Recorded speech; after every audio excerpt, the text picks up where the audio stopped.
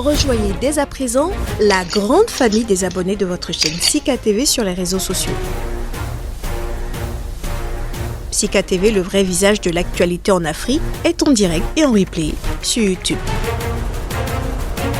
Abonnez-vous et cliquez sur la cloche de notification pour ne rien rater. Nous sommes également présents sur Facebook et sur Twitter.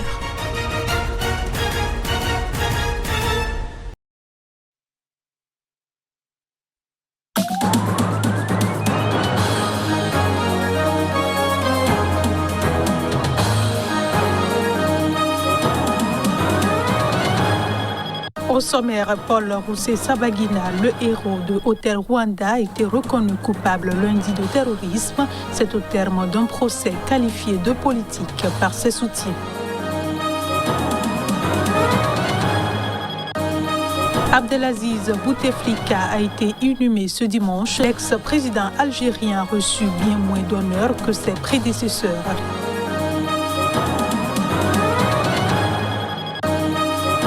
Et puis, fin de cavale pour les 2 prisonniers palestiniens recherchés par les forces israéliennes.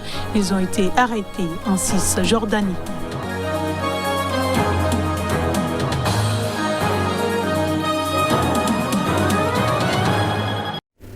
Bonsoir à tous et bienvenue dans cette nouvelle édition. Au Rwanda, Paul Rusesabagina a été reconnu coupable ce lundi de terrorisme au terme d'un procès qualifié de politique par ses soutiens. Cet opposant à Paul Kagame, devenu célèbre pour avoir sauvé plus d'1 millier de personnes lors du génocide des Tutsis, a été jugé à Kigali pour terrorisme. Paul Rusesabagina a fondé une organisation terroriste, il a contribué financièrement à des activités terroristes, a déclaré la juge Béatrice Mukamurenzi au sujet de l'ancien directeur de l'hôtel des 1000 collines à Kigali, jugé pour son soutien au Front de Libération Nationale FLN, groupe rebelle accusé d'avoir mené des attaques meurtrières au Rwanda en 2018 et 2019. Il a été reconnu coupable ce lundi de terrorisme.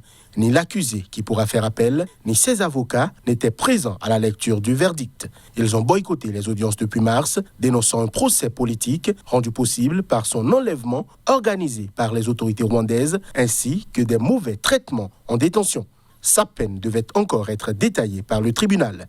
La prison à vie avait été requise contre Paul Rusesabagina après avoir été arrêté dans des conditions controversées à Kigali en août 2020. Ce virulent opposant à Paul Kagame a été jugé avec 20 autres personnes de février à juillet pour 9 chefs d'accusation, dont celui de terrorisme. Paul Rusesabagina a participé à la fondation en 2017 du mouvement rwandais pour le changement démocratique, MRCD, dont le FLN est considéré comme le bras armé, mais il a toujours nié toute implication dans ces attaques. Sa famille et ses soutiens n'ont eu de cesse de dénoncer un spectacle mis en place par le gouvernement rwandais pour faire taire un critique et refroidir toute dissidence future.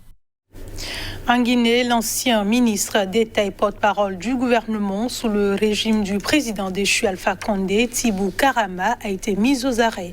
Son arrestation est intervenue ce week-end. Le reportage pour plus de précision. Combien de nos compatriotes? Tibou Kamara n'est plus un homme libre. L'ancien ministre d'État guinéen, ministre de l'Industrie et des petites et moyennes entreprises et porte-parole du gouvernement sous Alpha Condé a été arrêté, selon un de ses proches, dans la nuit du 18 au 19 septembre par un groupe d'hommes lourdement armés.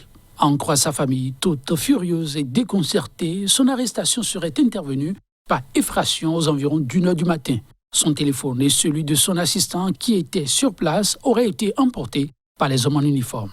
Et avant l'opération qui s'apparente à un kidnapping, les hommes encagoulés ont ligoté tous les agents postés devant l'immeuble situé à Kamayenne, détruit toutes les caméras de surveillance et pris le serveur.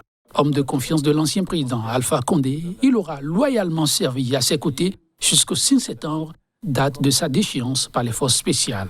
Pour l'heure, silence radio au sujet des facteurs motivant l'arrestation de Tibou Kamara ainsi qu'au sujet de sa destination finale. Son mentor, Alpha Condé, quant à lui, restera encore pendant un bon moment aux mains des hommes de Doumbouya qui n'entendent pas céder aux exigences de la CEDEAO qui, entre autres, appelait à sa libération. L'ancien ministre Tibou Kamara a été relâché dimanche peu après son arrestation. Florence Parly est au Niger. La ministre française des Armées est arrivée dimanche à Niamey au cours des échanges avec les autorités. Florence Parly va évoquer la transformation en cours du dispositif militaire français au Sahel, dans lequel la base aérienne de Niamey pourrait à l'avenir jouer un rôle accru. Cette visite prévue de longue date, selon le ministère français des Armées, doit permettre d'avancer sur la place du Niger dans le futur dispositif français en coordination politique étroite avec les autorités.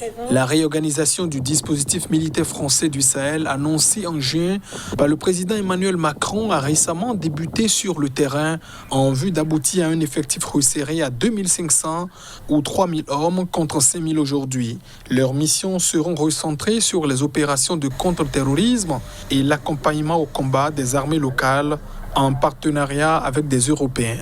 Au Niger, non loin de la frontière malienne, la base aérienne projetée française de Niamey devrait prendre plus d'importance dans les mois à venir sous réserve de l'accord du pays hôte avec des capacités de combat qui nous permettront d'intervenir dans toute la région, explique-t-on du côté du ministère des Armées.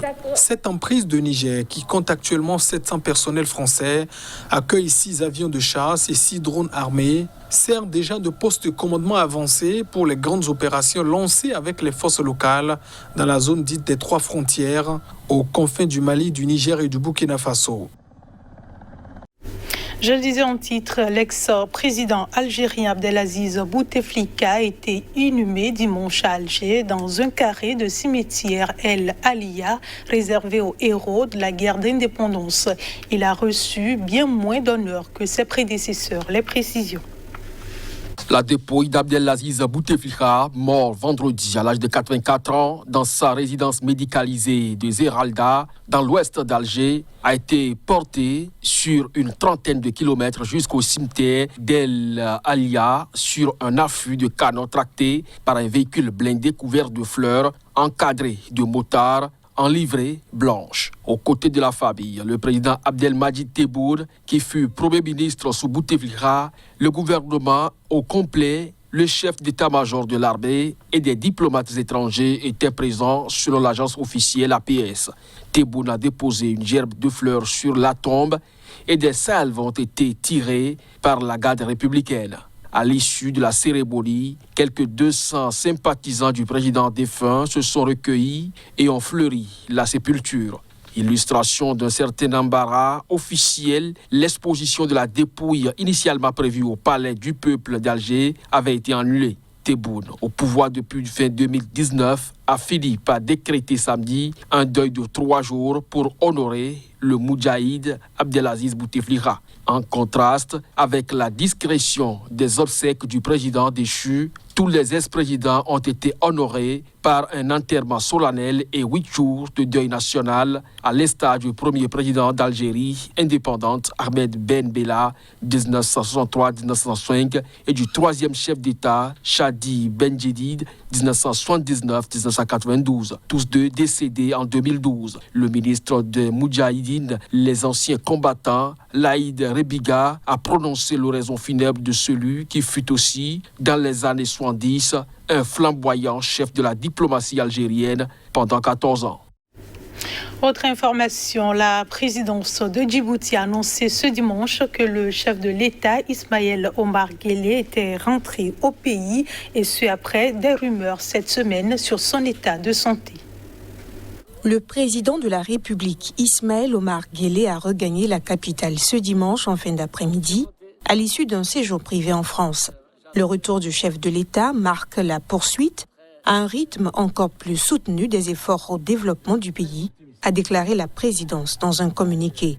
Des images montrant sa descente d'avion ont été publiées sur le compte Twitter du président. Le retour au pays d'Ismaël Omar Guelleh intervient alors que des rumeurs ont commencé à circuler lundi dernier sur les réseaux sociaux, affirmant qu'il était hospitalisé à Paris.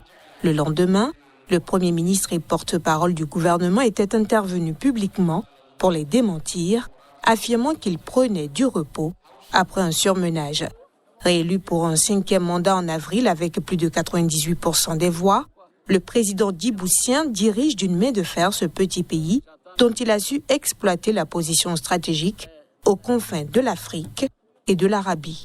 Âgé de 73 ans, Omar Guelleh a succédé en 1999 à son mentor, le premier président de Djibouti, ancienne colonie française devenue indépendante en 1977.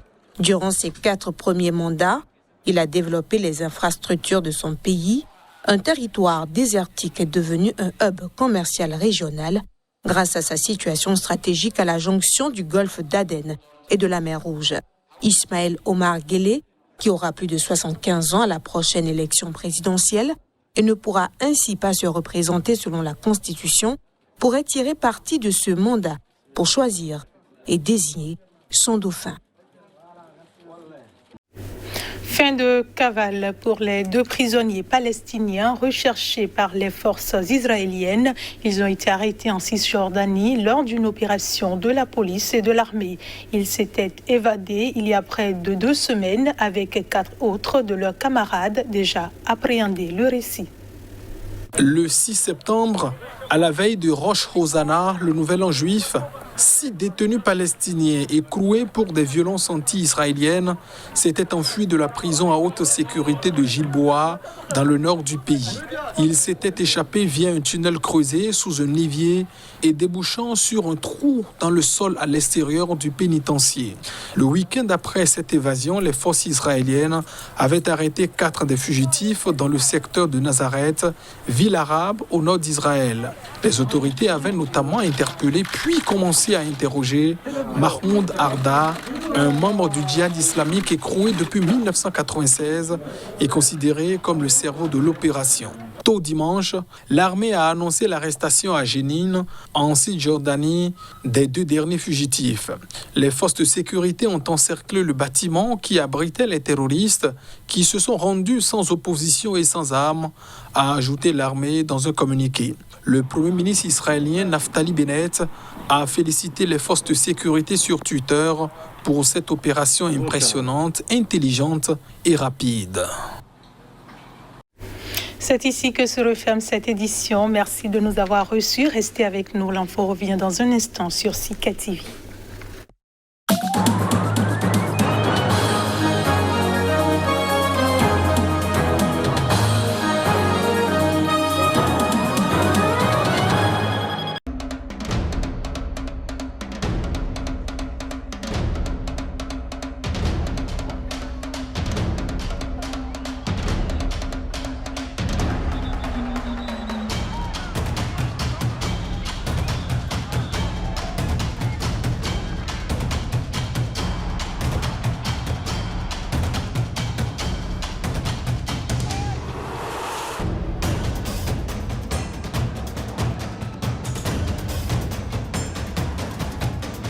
If they want to get you, they'll get you.